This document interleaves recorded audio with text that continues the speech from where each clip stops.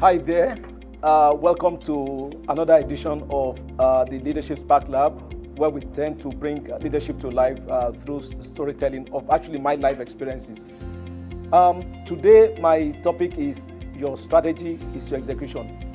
And I know that may sound strange, maybe even somewhat controversial, because business school would normally teach us to first craft our strategy and then run with the execution. I get that, and I get why they would say that. But in the course of my career, I have seen that actually it's very difficult to differentiate between strategy and execution. Your strategy is simply your execution. Why is that so? Because ultimately, it is your execution that impacts the consumer or customers or end users. The customer does not see all those PowerPoint slides of strategy presentations that we very harshly and punitively subject ourselves to in our boardrooms. What they get at the point of engagement with your brand or service is exactly your strategy. If it is poor, whether it's because your execution is poor, that means your strategy is poor. And by the way, a strategy that is difficult to execute by its nature or whatever already means it's a poor strategy because it has no value. So let me give an example. If a beverage marketing company decides that as part of their strategy, they're going to deliver cold drinks, and to do that, they want to place chillers in the marketplace. If after placing the chiller, a consumer goes in there to get a cold product, but what he gets is a warm product. Whether it's because the chiller is bad, nobody has repaired it, or it's because there is, as we say, no NEPA, or whatever it is.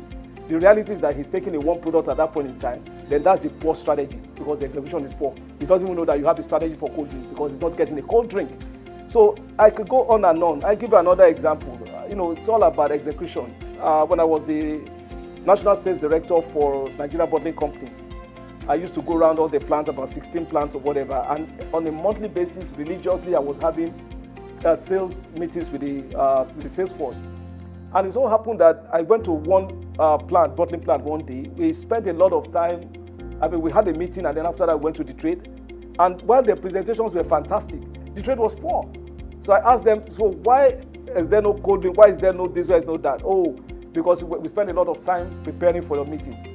Same day, I stopped those monthly meetings, converted them to quarterly meetings, because at the end of the day, it doesn't matter what strategy you do in the boardroom, like I said, it's about what happens in the trade. That's what ultimately impacts on the performance of the company.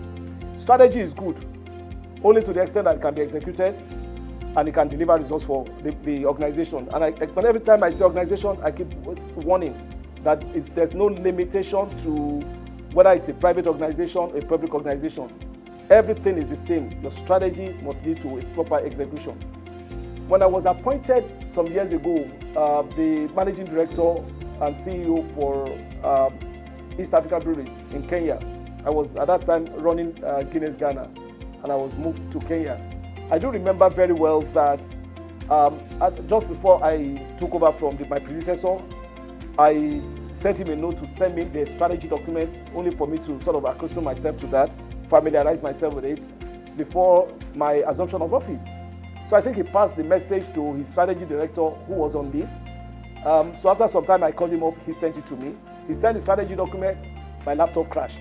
I had to get my IT people to fix it. The man who was on leave, his strategy director, came back, sent it again. My laptop crashed the second time. So when I eventually assumed office, I called all of the 1,000 and so people, staff of the company. I said, you know what? I'm here for 3 years. I'm not going to try to craft any strategy. You guys have done such a fantastic job with the strategy you've crafted, such that it has crashed my laptop not once but twice. What we're going to do over the next 3 years is to execute. I want to suggest that from my perspective, those were the first 3 years I had in terms of performance. It didn't matter who created the strategy, it was all about executing well. If you just put that in the context of Nigeria, just think about it for a second. In Nigeria, we've had all sorts of strategy documents, blueprints, white paper, let me say yellow pages, whatever thing. But the truth of the matter is that when they say think, decide and act, we can't spend all our life, can't spend eternity thinking and thinking only. I think for me, in Nigeria, I think we've gone past thinking time. It's actually time to act now. And it's very much within our gift, very much within our gift. I wish that Nigerians will now begin to think about execution more than strategy. Thank you for listening. We'll be back with another edition of Leadership Sparklab.